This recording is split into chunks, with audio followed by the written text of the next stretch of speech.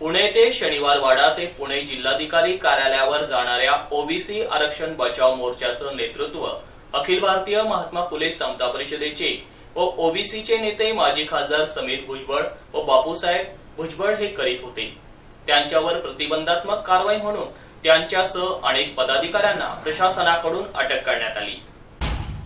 पोलिसांनी केलेल्या या कारवाईचे पडसाद धुळे येथे पाहायला मिळाले।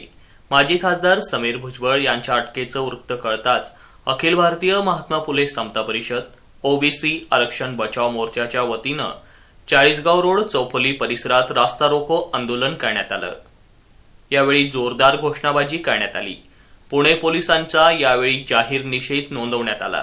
या रास्ता रोको आंदोलनात गुलाब माळी, महेंद्र शिरसाट, राजू चौधरी, आनंदा चौधरी, सतीश बाविस्कर, आर के माळी, राजेश बागुल, गोपाल देवरे, विजय अहिरे, उमेश महाजन आदी सहभागी झाले होते।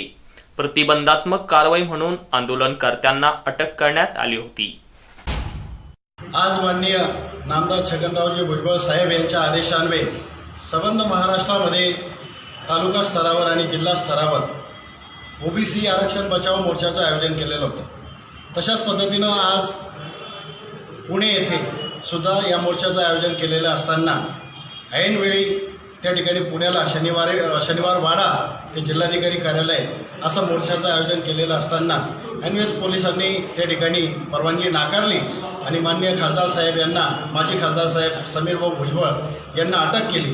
या अटकेच्या निषेधार्थ या ठिकाणी सर्वच ठिकाणी अतिशय शांतप्रिय पद्धतीने या ठिकाणी मोर्चाचं आयोजन करतो आणि आम्ही निवेदन देऊन या ठिकाणी कोणा जातीच्या विरोधात नाही, कोणा संघटनेच्या विरोधात नाही, तर आमचं आरक्षण बचाव हा मोर्चाचं आयोजन आम्ही संबंध महाराष्ट्रामध्ये या ठिकाणी केलेला आहे। आणि हा जो अटक केली या अटकेच्या निषेधार्थ या ठिकाणी धुळे महामार्गावर त्या ठिकाणी रास्ता रोको करण्यात आला आणि ह्या अटकेचा निषेध या ठिकाणी नोंदवण्यात आला।